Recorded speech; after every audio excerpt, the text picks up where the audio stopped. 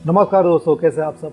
और 4 जून की तैयारी में सब लगे हुए हैं कि 4 जून को मार्केट में क्या होगा और कौन से स्टॉक्स ऊपर जाएंगे।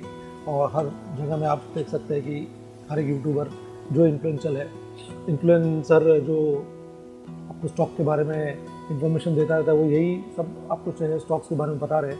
मैं भी आपको वही बताने वाला हूँ, बट लेकिन ये मैं जो स्टॉक्स मेरे पास है मैं उनके बारे में बात करूँगा। बाकी जो स्टॉक्स जिनका मैंने अभी स्टडी नहीं किया उनके बारे में बोल के मुझे कोई फ़ायदा नहीं है। तो स्टार्ट करते कि कौन से सेक्टर्स को फ़ायदा होगा अगर ये जो स्टेट गवर्नमेंट है वो अगर मार्केट में आती है, वापस सत्ता में आती है। एंड क्या है कि मार्केट को एक स्टेबल गवर्नमेंट हमेशा चाहिए थी, स्टेबिलिटी चाहिए थी मार्केट को। और मार्केट हमेशा रैशनल सोचता है कि जो पॉलिसीज़ इन प्लेस है, बार बार अगर हम उस पॉलिसीज़ को चेंज करेंगे तो मार्केट उतना सही तरह से रिएक्ट नहीं करेगा। इन्वेस्टर्स जो ऑलरेडी पैसा लेके बाहर बैठे हुए फॉरेन इन्वेस्टर्स, वो उनको अगर श्योरिटी नहीं रहेगी कि मार्केट किस तरफ जाएगा, इंडिया की आगे की प्रोग्रेस अगर नहीं होगी, तो उस तरफ से वो अपना पैसा वापस यहाँ पे नहीं डालेंगे जितनी तरह से पहले से डाल रहे हैं, लास्ट 10 साल से जिस तरह से डाले। तो चलते हैं कि जो सेक्टर्स एक्चुअली बहुत बढ़िया करेंगे और ऑलरेडी उन्होंने बहुत अच्छा परफॉर्म किया है, तो वो है डिफेंस। तो डिफेंस पर मैं जो शेयर मेरे पास है, जो स्टॉक मेरे पास है, वो है BEL। और अभी अगर अपना मेरे पास उसके मैंने बहुत पहले इन्वेस्ट किया हुआ था, प्री कोविड टाइम से। तब मेरे पास कुछ 3,000 शेयर थे। उसके बाद फिर जब स्प्लिट हुआ एंड बोनस डिक्लेयर हुआ, तो एज ऑफ नाउ मेरे पास 9,000 शेयर उसके है और बहुत ऑलमोस्ट 500% का प्रॉफिट इसमें आ चुका है मुझे।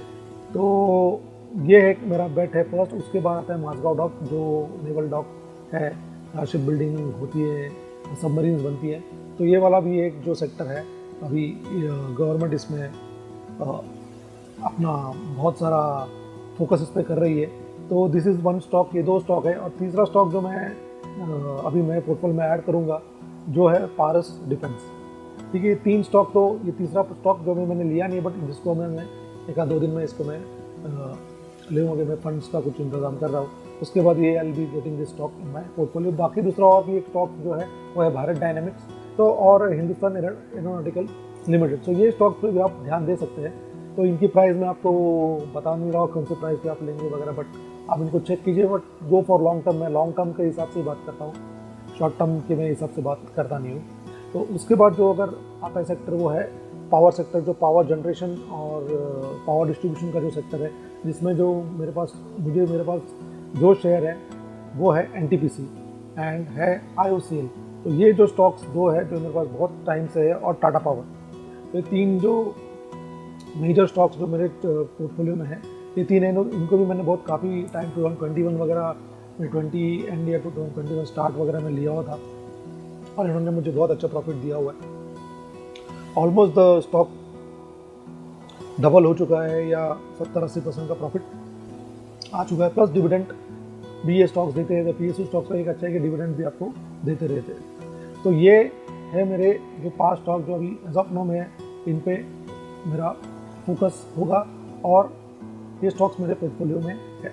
और अगर आप देखेंगे कि अगर EV सेक्टर जो आगे बहुत अच्छा करने वाला है, और जिसके ऊपर भी गवर्नमेंट का बहुत काफ़ी फोकस है, और बहुत सारी आप देखेंगे रोड पे EV का टाटा की गाड़ी आ रही है और इलेक्ट्रिकल बसेस भी आ रही है। गवर्नमेंट उसमें अपना फोकस दे रहा था कि EV को प्रमोट किया जाए। तो उसमें एक स्टॉक है ओलेक्ट्रा, जिसकी बसेस अगर आपने देखी होंगी, मेरे यहाँ पे तो मैंने काफ़ी बसेस देखी है ओलेक्ट्रा की।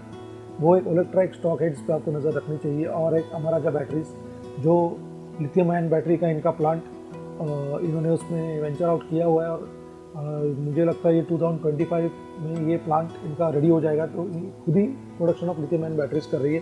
तो ये बहुत ही एक अच्छा स्टॉक होगा जिसको फ़ायदा होगा, क्योंकि एज ऑफ नाउ तो शायद तो मुझे लग रहा है कि लिथियम आयन बैटरीज हम बाहर से इंपोर्ट कर रहे हैं, तो इस स्टॉक को उसका बहुत अच्छा फ़ायदा होगा। तो अमराजा बैटरीज और ओलेक्ट्रा भी में मैं अपना पोजीशन लूँगा।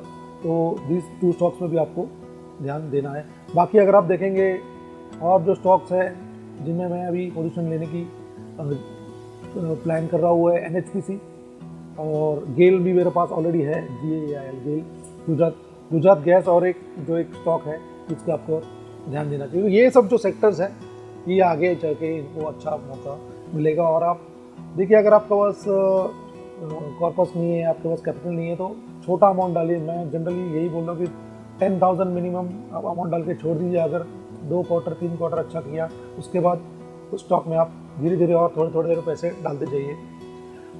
एक साथ 1 लाख रुपए डालने से कोई मतलब नहीं है, और आपको 1 क्वार्टर, 2 क्वार्टर, 3 क्वार्टर हर एक उस स्टॉक को देखना पड़ता है।